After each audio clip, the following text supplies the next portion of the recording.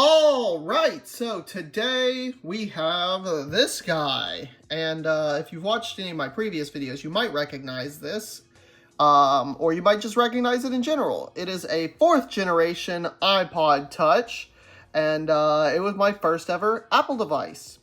And I did a video a while back repairing the screen on it because I dropped it in a parking lot when I was a kid and shattered it, and just got around to fixing it not too long ago.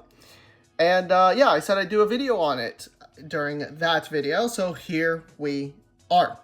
So, 4th generation iPod Touch. This thing is great. I loved it as a kid, I really did. You can see it's the 8GB model, so it is the base model one. And of course, it works, and it has my original stuff on it, although it doesn't have everything, because for some reason, I decided to delete a lot of stuff when I was growing out of it. I don't know, but I guess the 8GB finally caught up to it after update and update and update, and it started to become not a lot because it's not. 8 gigs is not a lot nowadays. But yeah, the screen looks really nice. Not just because it's a new screen, but because with the 4th generation iPod Touch, they introduced the Retina screens. And of course, those looked great. Look at it. It looks so good. Although you can't see it that well on camera. But if you're in person and you look really closely, you have a hard time actually seeing some of the pixels. And that's a good thing, because I would expect something this old to, you know, show more pixels. And it doesn't. Because I have, like, the MacBook Pro from 07, the MacBook, the 1st gen iPad. Those you can see the pixels pretty easily, but this you can't. And I know this is a newer device, but it's not that much newer. It's not like, you know, 5K iMac or anything. But the screen's really nice. And speaking of things, this added the front camera was a new addition for the 4th generation iPod Touch as well. So that's cool. You could now take selfies and stuff, and you could also record some front-facing videos as well. I know I did my fair share back in the day. And it also had the A4 chip in it from the 1st generation iPad. So it was actually decently powerful for its time. And of course, you have the dimensions of it, which the dimensions look great. Let me turn it off. There we go. And you can see, wow, so skinny. It's very thin. In fact, I have devices for comparison here. You're a good device for comparison, because I remember my parents still had their 3GS at the time. Oh, wait, this isn't a 3GS. This is an original iPhone. Hold on. Get them mixed up in this drawer because they're both face up, so it's very easy to confuse them. Here's the 3GS. And you can see from the profile, the 4th gen iPod is so much thinner.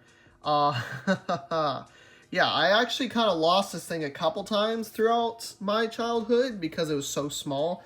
And of course, refound it every time, just like now. I've found it. Well, I've had it found for years at this point, but, you know, I have it here still, so it didn't get lost forever. And, yeah, compared to the iPhone 3GS, it also had the same size screen. It was a little smaller dimension-wise. It was just slightly shorter. So the bezels were a bit smaller, and this guy isn't charged, so I can't compare the screen. But this didn't have a Retina screen. This had the normal LED or LCD screen of old.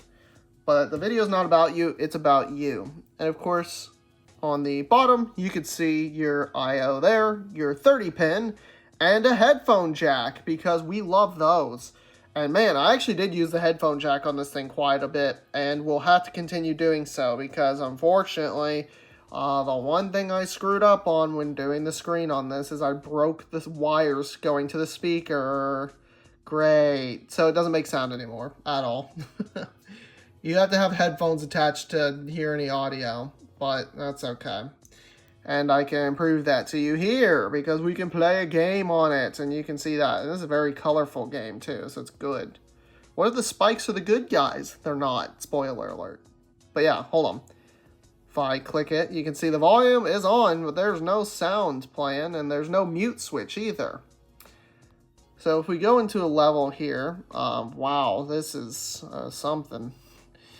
Oh, goodness. Okay, let's just do this one. And you can see, you know, how this thing looks in a game. Because this was only used for gaming, pretty much.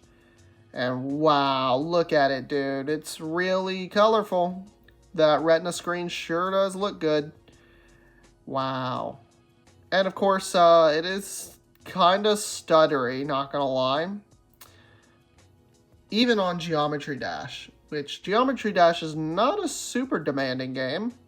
Yeah, you can see it there. It's very, very laggy when you get a lot of objects. But I bet you if we go to, like, Stereo Madness, then it won't lag at all. Because Stereo Madness is a very, very object-light map. And yeah, you can see it kind of just doesn't lag at all. So that's how it looks on that. But we also have, well, more demanding games, I guess. Minecraft was demanding back in these days. It was. And I don't know why the screens decided to go that way. I want it this way, please. Or not. Okay, that's fine. Mojang. Here's a spoiler for you guys, because I do try this every so often. It don't run well. It really don't. 2021. Look at that. We have a map from 2021. That must have been the last time I played around on Minecraft on this thing. And of course, the loading times are excellent. Yeah, no, I don't know exactly what kind of storage solution they had back in these days. I would imagine it was a flash storage or something. It wasn't a hard drive, I know that much. But you can see here, Minecraft is running. Oh, it's that button to jump. I'm in creative mode. Let me fly. There we go. And you can see here, the game's actually running decently. Granted, we have all the settings turned all the way down. If we go into the options and turn that all the way up, get a little more FOV. Turn on all this stuff. Ooh, okay. And now, back to the game, and we are showing a little bit of lag, not gonna lie. But if we land and try and play it like a normal game, then it's a little bit better. Not great, though. You can see it's, it's not great. This device was, it was out when Minecraft first came out on Pocket Edition, because I remember when it came out, I was very excited, because I loved Minecraft back in the day. I still do, but I loved it especially back then. And, yeah, you can see that Minecraft, it runs, and that's about it. I need to plug this thing in because it's low on battery. And while we do that, we can see if the good old iMac will pick up anything about it. So let's go ahead and open up music. And we can see it there. Epic Creeper 999. That was me back in the day. And you can see all my songs. Yeah, look at that. These were all back in the day, too, so that's pretty funny. We got Scatman's World, 2 copies of Scatman, Revenge, of course, and Bicycle Race by Queen. So those are the good old songs there. I honestly forgot I had a lot of these. I remembered Revenge. I remember that one being a big deal, because I got that, like, when that song came out. But yeah, great taste, Jack. Great taste. And, yeah, you can see all the stuff there. I don't want to, I'll click it.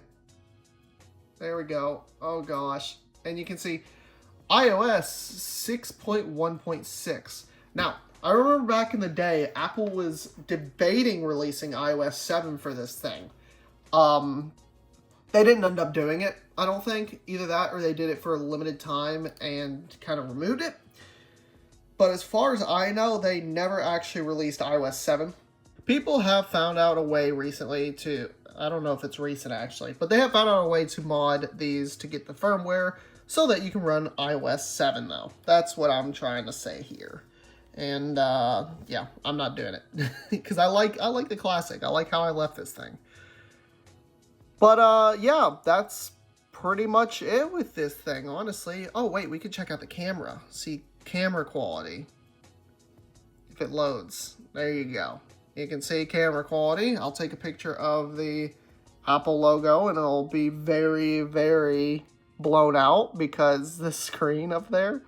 And you can see it doesn't look great. And there's another photo that really doesn't look great of my open sign on the wall. But yeah, that pretty much does it for this thing. If you liked the video, be sure to hit the button and of course comment and subscribe. I love reading the comments, so yeah. But anyways, guys, that'll do it for this video, and I shall see you next week. See ya!